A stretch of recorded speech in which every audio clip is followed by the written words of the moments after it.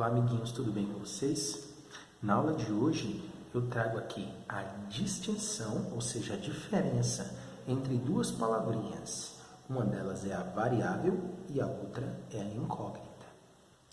Eu trouxe aqui duas situações, tá? Eu trago duas situações aqui inicialmente, mas antes de tratar diretamente dessas duas situações, eu gostaria de definir primeiro com você o que significa grandezas.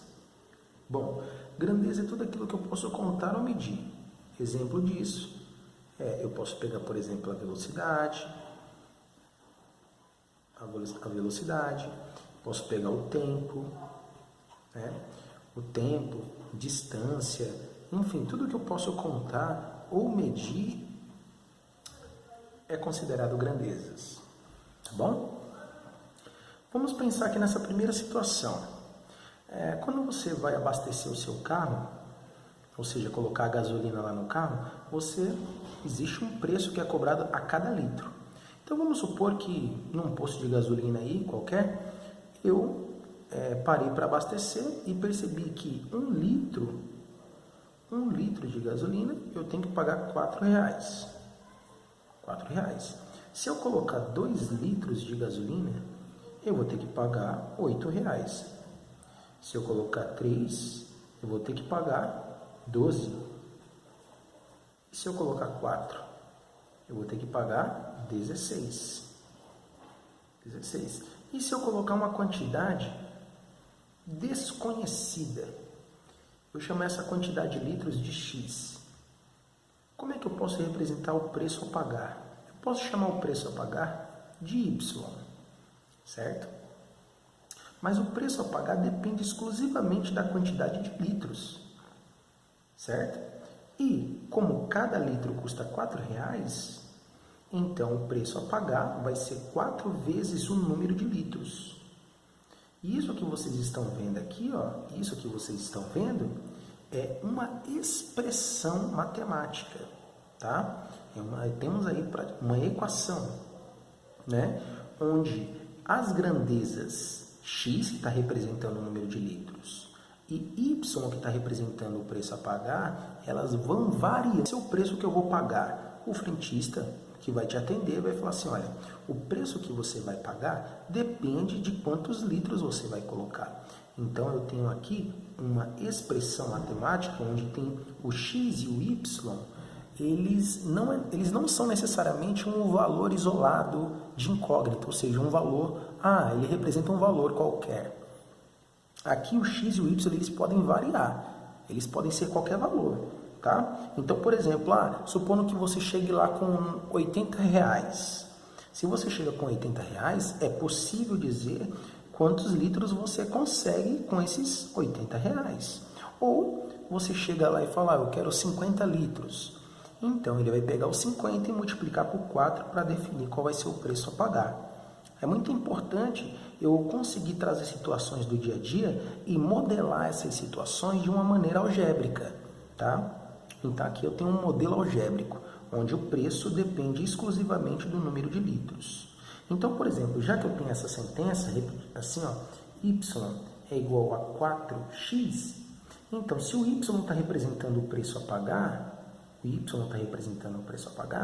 se eu for colocar 15 litros, é só fazer 4 vezes 15 e eu vou encontrar que o preço a pagar é R$60. Vamos para o próximo item. Situação 2. Imagine que você tem uma caixa e nessa caixa, a entrada dela, ela pega esse número que entrou, tá? E ela dobra esse número. Então, por exemplo, se eu coloco o número 1, a saída vai primeiro ter que dobrar essa entrada para sair alguma coisa. Então, vai sair 2. Tá? Se eu colocar, por exemplo, 3, dobro o 3. Se eu dobrar o 3, vai dar 6. Se eu colocar, por exemplo, 1 menos 5. Se eu dobrar o menos 5, vai dar menos 10. Se eu colocar, por exemplo, o 7, o dobro disso é 14. E se eu colocar, por exemplo, um certo valor que eu vou chamar de A? Eu vou chamar de A. Certo? Então, aqui, a entrada eu estou chamando de A. E a saída eu vou chamar de B. Como é que eu posso representar essa saída? Você concorda que a saída é o dobro do número que vai entrar? Ou seja, é 2 vezes A? Eu coloquei o pontinho aqui, mas não precisaria. Tá? Então, essas duas situações que vocês acabaram de ver, ambas são situações que envolvem grandezas que são variáveis. Tá? As grandezas envolvidas na primeira situação eram o número de litros e o preço a pagar, e na segunda situação era o valor de entrada e o valor de saída. Vamos pensar agora na questão da incógnita. Olha aí, amiguinhos. Eu tenho aqui, situação número 3. Qual a idade atual de Pedro se daqui a 8 anos ele terá 31 anos? Então, o que ao ler isso aqui que está na linguagem escrita, na linguagem do português, como é que eu posso transportar isso que está escrito aqui no português, em palavras, para uma maneira algébrica? Primeiro, eu tenho que tentar identificar o que eu não sei no problema. Eu não sei qual é a idade atual dele. Qual é a idade de Pedro? Se daqui a 8 anos ele terá 31. A idade atual de Pedro, eu não sei qual é. Então, eu posso chamar essa idade atual de uma letra. Vou chamar, por exemplo, de X. Estou chamando a idade atual de Pedro de X. Então, X é a idade que ele tem hoje. E a idade que ele vai ter daqui a 8 anos, ou seja, lá no futuro, é 31. Então, eu tenho que pegar a idade que ele tem hoje, acrescento 8 e o resultado dá 31. Qual é a diferença da letra que foi tratada, que está sendo tratada aqui, para a letra que nós utilizamos lá no quadro anterior?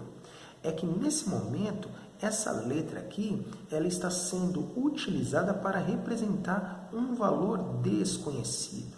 E esse valor ele não vai variar. Ele não consegue variar de acordo com o problema que eu estou tendo aqui que resolver com você. Ele é um único valor, só existe um único valor que eu posso colocar no lugar dessa letra X que vai fazer essa sentença ser verdadeira. Então, o X ele não pode variar. É diferente dos outros 2 casos que vimos agora há pouco. E se eu quiser resolver essa situação, eu posso aplicar a operação inversa da adição. Então, eu posso fazer 31 menos 8. Certo? Que isso aqui vai dar 23. O que significa esse x igual a 23? Significa que a idade atual de Pedro é 23 anos. Então, volto a dizer, o x está sendo tratado aqui, ele está sendo tratado como incógnita, valor desconhecido. Vamos para o próximo caso.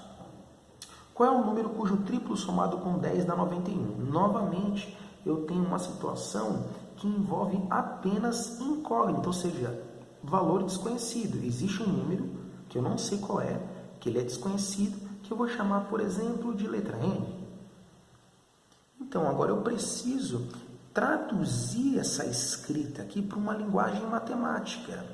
Então, ele está falando qual o número? O número é N. O triplo. Como é que eu represento o triplo desse número? Bom, o triplo desse número é 3N. Somado. Somado é fácil, é só colocar o símbolo de mais. Qual é o número cujo triplo somado com 10 dá 91? Então, o triplo é 3N. Somado é esse símbolo com 10 é igual a 91. Mais uma vez, eu posso utilizar operações inversas. Operação inversa da adição é a subtração. Então, vai ficar assim, ó. 3N, o triplo do número, 81 menos 10, 91 menos 10 é 81. Qual a operação inversa de uma multiplicação? É a divisão. Então, eu tenho aqui 81 dividido por 3. Logo, esse número desconhecido que eu não sabia qual era, agora eu sei. É só pegar o 81 e dividir por 3, que encontraremos como resposta 27. Tá? Então, é importante a gente conseguir diferenciar quando que eu vou ter uma situação de grandezas que são variáveis e quando que eu vou ter uma situação de uma incógnita, de um termo desconhecido. Tá bom? Galera, essa era a minha dica para vocês na aula de hoje. Fiquem com Deus. Um forte abraço.